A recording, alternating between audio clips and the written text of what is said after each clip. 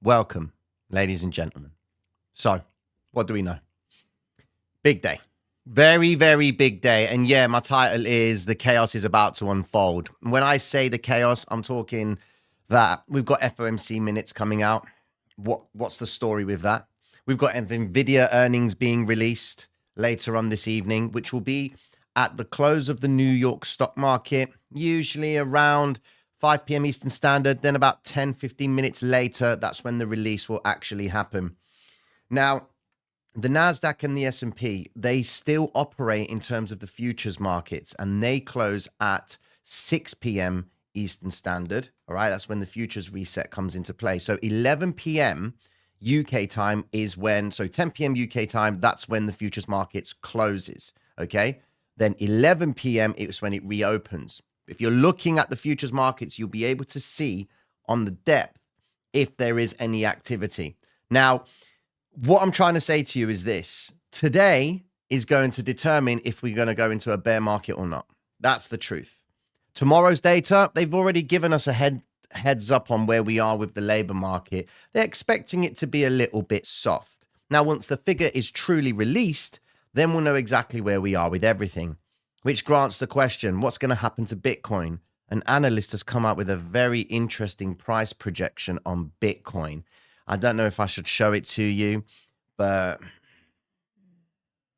maybe I'll show it. It all depends because it's kind of close to the one that I gave.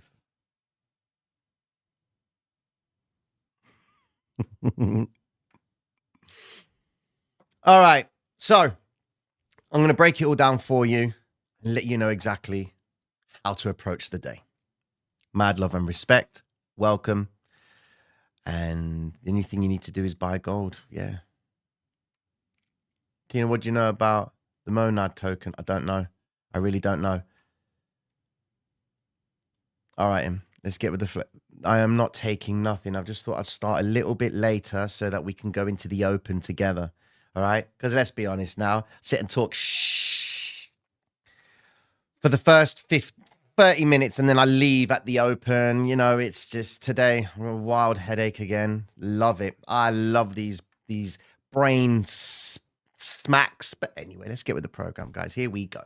So, stock route pauses ahead of Nvidia earnings. When you've got the fattest company in the world about to tell you if it's making money or not, you're going to wait. If you aren't going to wait, you're going to get caught up in madness with big spikes up and down. Historically, what the Nasdaq likes to do before big news announcements, and this is important for anyone that does trade the Nasdaq. When you look at the Nasdaq as obsessive as I do every single day, when you come to news announcements or earnings, Nasdaq starts to do a thing called front run. Now, there are a number of things when it comes to front running. You can front run price, they front run orders and whatever, okay? But when it comes to earnings, they give the illusion that the market is going up, all right? Which investors then anticipate that to be a good thing because if they're seeing it's going up, the expectation of the market is that they think the earnings are going to be great for Nvidia.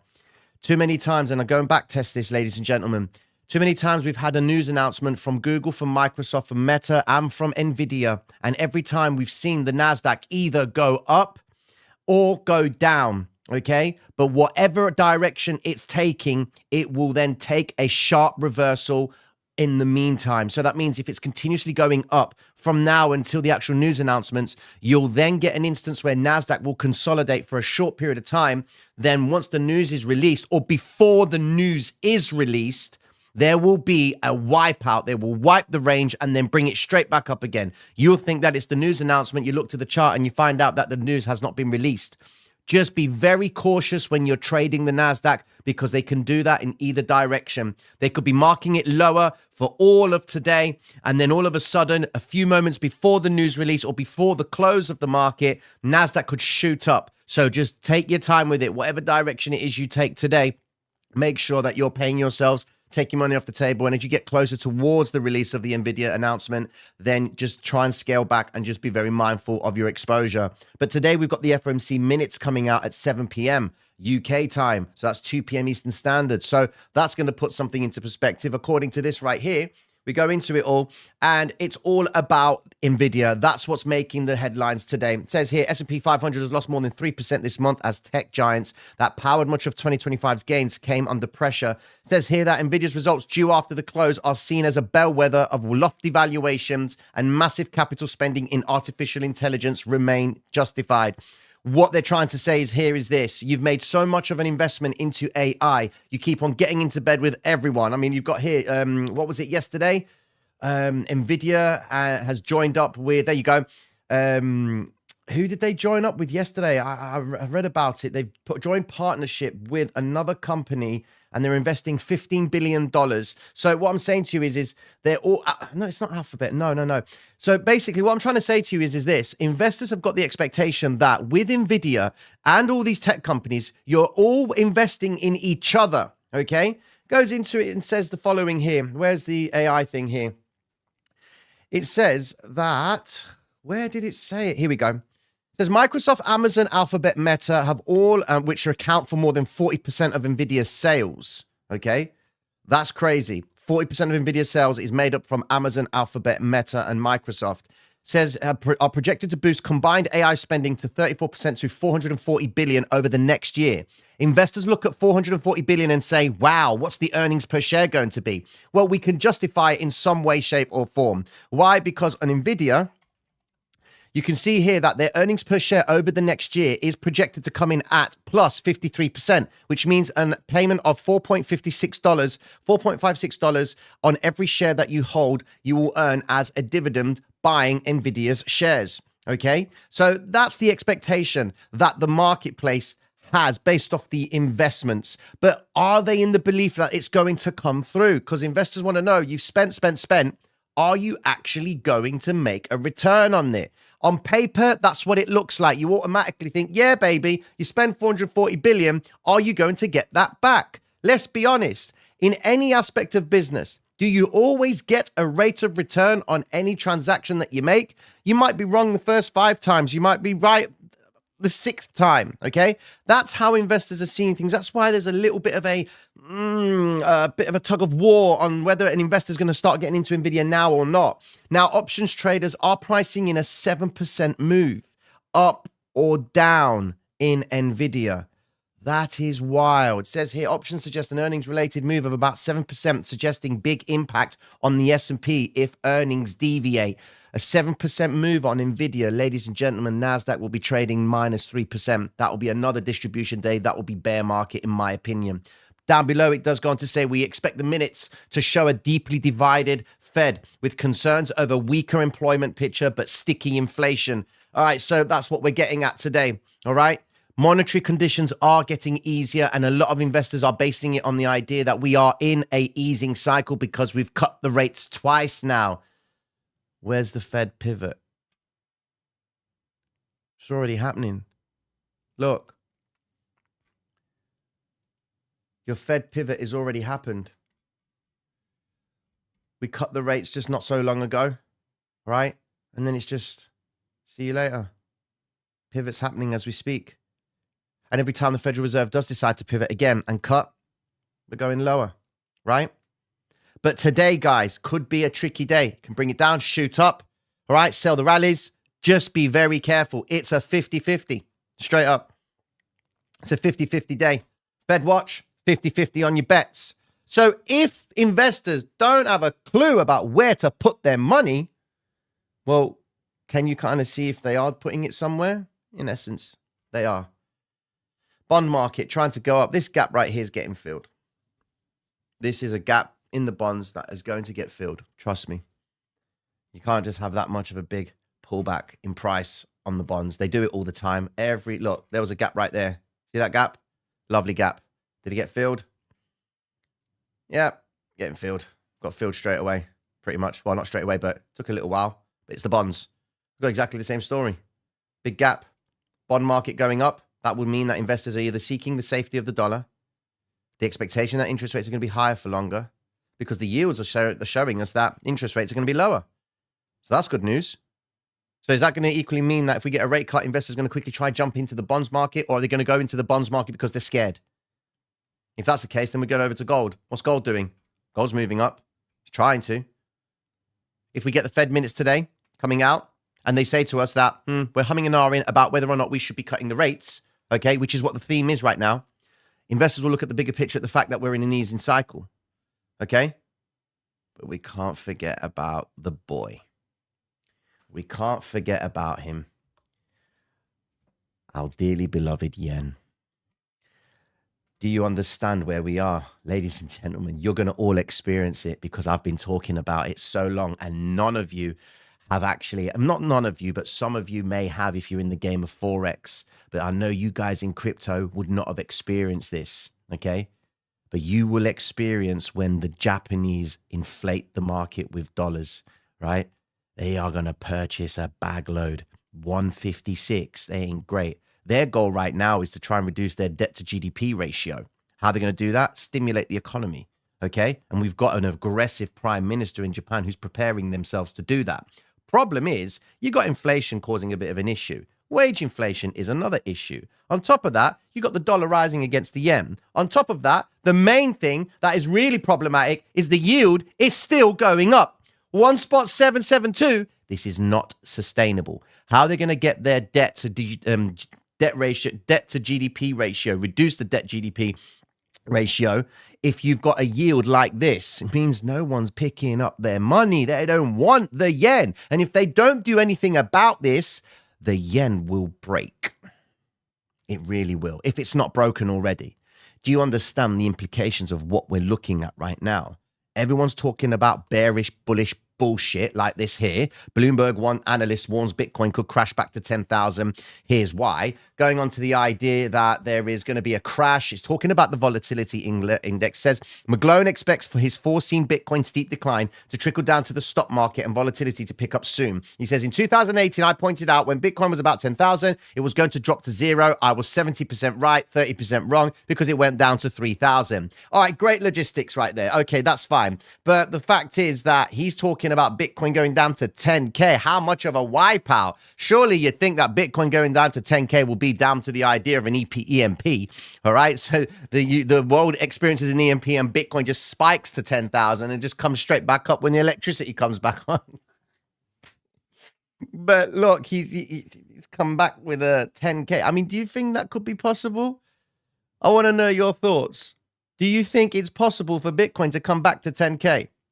Could it be the case? I mean, record off-selling in the ETFs. Where's the ETFs at? Where we at? Oh, we've had some activity in the... Oh, he's been at it again.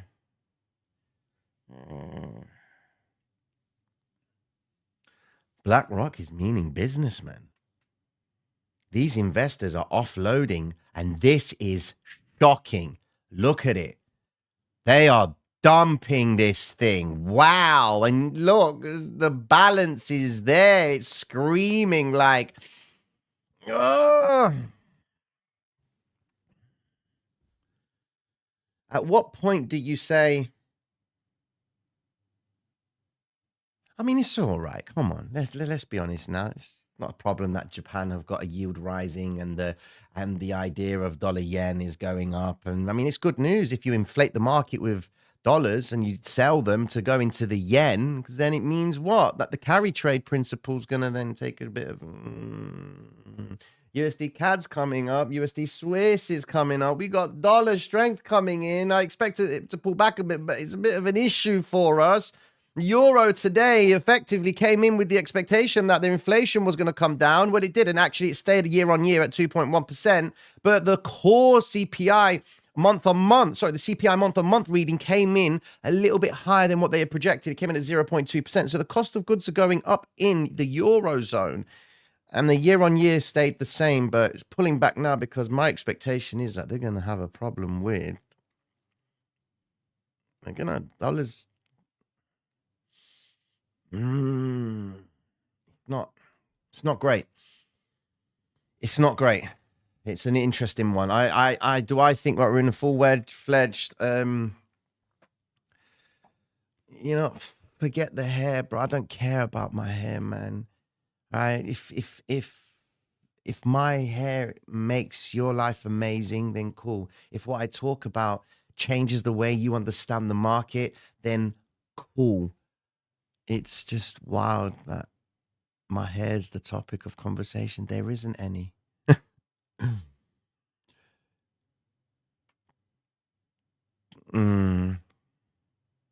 Yeah, because ETF holders are basically retail traders. No, they're not. I don't think so. No, I don't think retail traders are retail holders. I mean, retail ETF holder. I don't think this is ETF as in retail. Nah, nah. You're telling me that this is retail soaking up all the supply in this? I don't think it is. No. This is institutional players. You got a hedge fund that could be buying $10,000, 10,000 ETFs, increments, payments, and what have you. I don't think it's retail. It's not enough. Even though it does make up a lot of the volume, okay? Retail's volume overall. Well, actually, no, it doesn't. Retail does not make up any volume. It only touches 5% in the market. It's nothing. This is institutional investors trying to take a stab at Bitcoin because they can buy the ETF and then they can short Bitcoin in the futures or vice versa. Okay, however they want to do it. All right. But this is institutional players. All right. And it's institutional players because when they're pulling out of here after they've been exploiting Bitcoin, right, they're going over to other asset classes. It's evident. And everyone seems to think that this rotation of Bitcoin, gold in Bitcoin, money in gold is going to go into Bitcoin. Okay. And then money that comes out of gold is going to go into Bitcoin.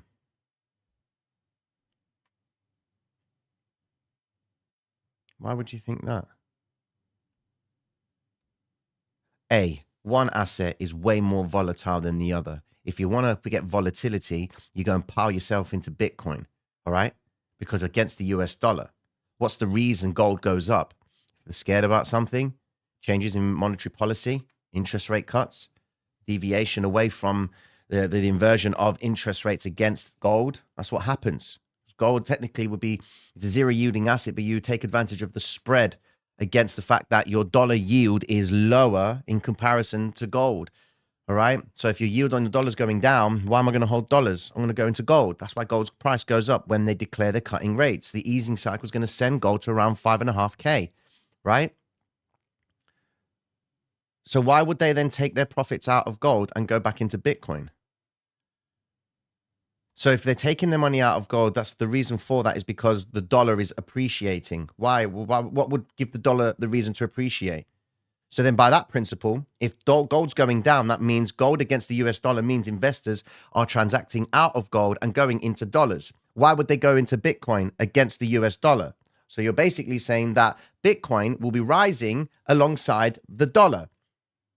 That doesn't make sense. So would you buy dollars and buy Bitcoin at the same time? You wouldn't do that transaction, would you? Doesn't make sense. You would convert dollars into Bitcoin because you believe that the dollar has no purchasing power. You can do more with Bitcoin, okay? I don't get that story where they think that gold and money's going to be coming out of gold and it's going to go straight into Bitcoin when they're both paired against the US dollar. Again, that is an ideology that they have in cryptocurrency when the real reason that money goes into gold is fundamental. So when you have a fundamental reason for money to go back into Bitcoin, and given that Bitcoin should have been going up with gold, it should have been going up. Why was it on this drawdown? It's Wall Street's bitch. Simple as. It really is. We add Bitcoin to this chart. I add gold. Where's gold? All right. That's dead. Look at that. That just does not make sense. Let's go to the daily. That is shocking. Right? Since Bitcoin, gold was consolidating here, yeah? They were taking on risk. They were hedging themselves. They knew what event was. When I say this to you, please just get it in your minds. When gold consolidates, all right, they're preparing for the next hedgeable event. This is how you know Bitcoin isn't a hedge. Look at it. Because gold shoots up, Bitcoin rolls. It's speculation. The idea of Bitcoin, don't get it twisted, man. The idea is there. I get it. It's for the man. It's for the man. But you went and invited Wall Street in, man. What did you expect? What did you expect from your Bitcoin once you started inviting the dude in? That's like bringing a middleman in and not expecting him to get his cut, but still want his services. No, doesn't make sense.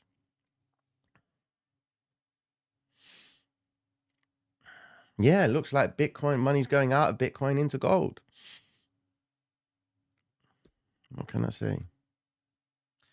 It's nothing to do with knowledge. It's just understanding. When you look at these things all the time, someone's going to say, hold on a second, why is Bitcoin going down against gold when gold is paired against the dollar and Bitcoin's paired against the dollar? So then who's showing the truth? Who's showing the truth here? Gold. Because even though Bitcoin fundamentally should be going up on the back of the strength of the dollar being down, there's no purchasing power. And if there's no purchasing power in the US dollar, right? Bitcoin should be up, but this tells you that they're violating Bitcoin because they just want it for just speculation. That's why it's not a hedge yet. It's not expensive enough. It's not enough volume. There's not enough participants that can control the pricing of it. You've got too many players around it. That's my opinion. Tina, can you talk more about accumulation, distribution, and manipulation? Yeah, the three phases of how price moves. But accumulation, manipulation, distribution it's easy to identify accumulation. It's easy to identify manipulation, but it's fine-tuning the distribution, you know? Tina, PLTR had good earnings on the 3rd, but immediately dumped the next day. Could the same happen to Nvidia? Yes, it could. It could. Because what do? They sell the rallies. They sell when it's rising. They don't sell when it's dropping. They don't. You wouldn't sell on a bad news call, right? You'd probably buy on a bad news call because that's just how that's how they operate. But on a good news call, they always sell. Because if a stock doesn't really move too much and then they gap up 8-9%, that is a dream for a stock trader, especially as a holder. When your portfolio jumps up nearly 8% and the heavy weighting of your asset or the heavy weighting of your portfolio is made up of Nvidia, or like 25% of your portfolio is Nvidia and it jumps up 8%, you're laughing. I'm going to sell that, you know? Tina, what do you think about the stimulus check of 2,000 that Trump promised? Could that pump the markets? Yeah, it could probably pump the markets for a few days, but not even a few days. But I don't think people would plow their money into Bitcoin. I don't think they would. I think they would go and plow it into other assets because they've seen how Bitcoin's behaved. Why would I invest in Bitcoin when it's going down against an asset called gold when it should be going up at the same time with gold? It's one of those ones. Yeah.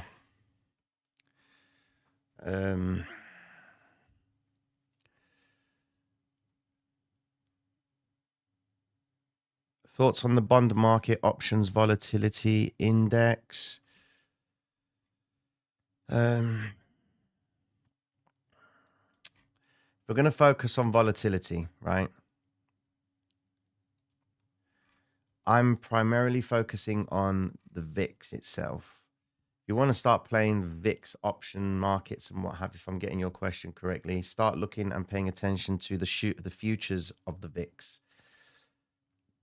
Pay attention to that. Pay attention to gamma exposure. Pay attention to the charms, the Vegas, and all that, what comes with it, okay? But you got to look out for the bond futures. When the bond futures are trading positive and the Nasdaq's trading positive, that is a good sign because they want low risk and high risk at the same time. High risk sentiment being meaning, oh, okay, things are looking all good. Maybe we are going to get rate cuts. Target has effectively told us that things are slowing down, but we're getting close to Christmas time. So maybe people are going to start spending their money. Okay. So they're just saying that, right? But then when you've got this here, where you've got no clear, definitive response from investors on expectations of interest rates, that's an issue.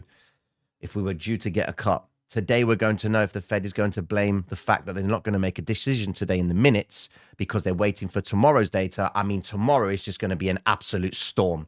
I actually can't wait for it. So here we go.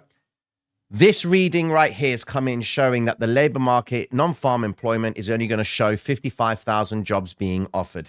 Okay. Unemployment rate to come in at 4.3%. So the rate's actually, it's high. Well, it's not higher, but it's come down a little bit. Okay. We haven't got any unemployment claims data being released, but then we had this unemployment claims thing right here. Okay. These are not true figures. They're not the true figures, but they are going to react to it. They're going to use it as gospel. We need October's data. BLS has still got to tidy all of that up, okay? But this is not the final data. We're behind, so you can't really make a decision off it. But the Powell and the gang in the minute meetings are going to let us know if they are going to cut. And if they're saying that the labor market is weak, then okay. The labor market's weak, then we need to do something about it by cutting the rates. The problem is, if the data comes out and shows that it's really weak, then it will mean that we're going to go into our good old recession. And that's where the Fed will then have to cut really aggressively. But if they cut really aggressively, it then demonstrates that kind of undermines the Fed's processes and inflation is going to shoot up. It really is. So then you're back to square one. What thesis did you test? Today, you know what? I do want to trade today. But I don't know if I'm going to trade, to be honest with you. I really don't know, because whenever it's FOMC minutes and Nvidia, Nasdaq on the depth always ends up becoming a pain in the ass. It always does. You know, I can tell you already how it's going to look today with this choppy behavior. I've got a green vector candle down here. That's a bit of a problem for me, but they're moving very slow. This is a very slow move. The market's already open and I'm getting a very slow move from Nasdaq. That's a slow move for me. They're not doing anything. You know, it's not fast enough. It should be moving relatively quicker than that. I'm looking at the price fluctuations. It's not really giving me anything. So it all depends. Who says I don't use Bookmap? It all depends. Depends on what I'm doing and what I want to do. Am I screaming? Turn it down then. Tino, are you Mexican? I'm Greek, man. Gyron the boy. Bro, you really want to know if I use Bookmap or not? Listen, I use absolutely everything, but it's all about what tools I decide to pull out. If I use the Bookmap, I use the Bookmap. If I use the depth of the market, I use the depth of the market. If I just use the charts, I use the charts. There's not an asset out. There's not an indicator, but there isn't a platform that I don't have or I don't use. Some days yesterday I was in the Discord with the Platinum members. I didn't even have one single thing open up for order flow. I just had a look at the chart, the candlestick. It just all depends. And when you get a feel for how the day's going to be behaving, sometimes you don't need anything, you know? Tino isn't Mexican. He's black. Black African, bruv. Wow. Anyways, guys. We're at the market top looking at these comments. Do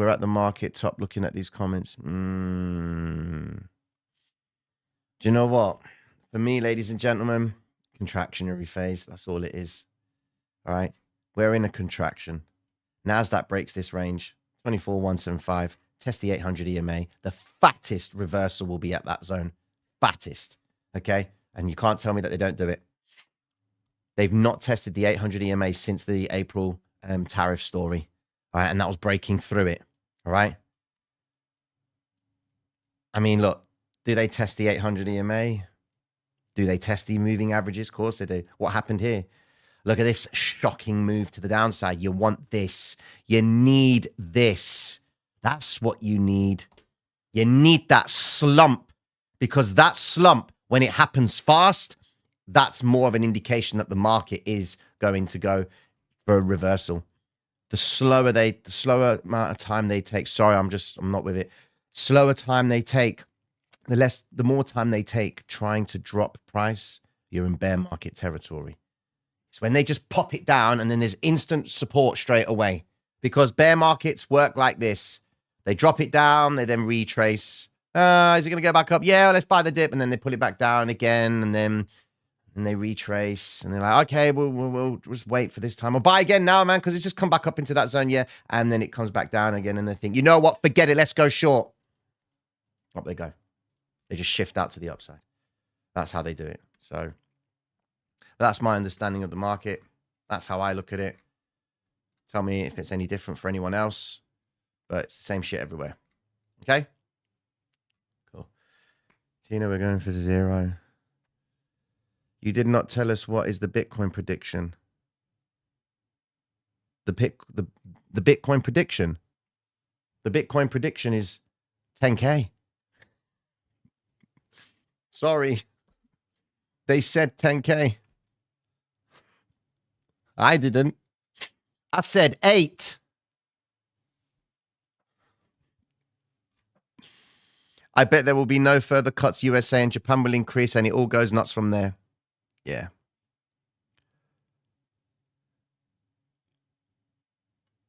Tina, why don't you use lunar cycles anymore? No one talks about the triple monthly bearish divergence on Bitcoin. Take a look at the RSI on the monthly chart. Tina, is the market prediction 8K from the more? Okay. Is all he seeing? Is he all seeing what the F is wrong with these cryptos predictions? Who, me? I am not an all seeing what the hell is wrong. Listen, I alongside other guys in crypto, okay, and you know who they are. We have an understanding of our asset, of our markets, okay? So if we say we think Bitcoin's going to go down, we're going to put logic to that. We're not going to say it's going to go down because it just seems like X is just so negative and we're like, well, we'll follow what they're doing as well. No, there's logic. I've given you enough reasons to walk away from these live streams every single day with an understanding of what is going on macroeconomically speaking and how the impact of the Japanese yen and the US dollar, interest rates, carry trades, interventions, beverage curves, unemployment claim, effort, all the shit that I talk about is enough for you to go out and say to yourself, has he got a point? Nah, fuck that guy. He doesn't know what he's talking about. Yeah, but he did say this. I know, and that is factual. You know, I'm not speaking BS. This is facts that you're dealing with, ladies and gentlemen. You know, you're dealing with facts. You can hate on me if you want because I'm telling you a truth on what goes on in the market. But if you just have to hate on me because I say the truth, that's fine. At least I ain't lying to you. You'd hate me then if I was lying to you as well. Or you then go on the side and be like, I like it when he lies. He makes me feel good about holding my Bitcoin. Yeah, it's going to shit the bed, but at least he's optimistic about it because no one else is. With that being said, mad love and respect. I do go a little bit onto town with you all. I shouldn't do that. But anyways, hit the like button, subscribe. Be careful with the FOMC minutes, and I'll be tuning into you all later on tonight. All right?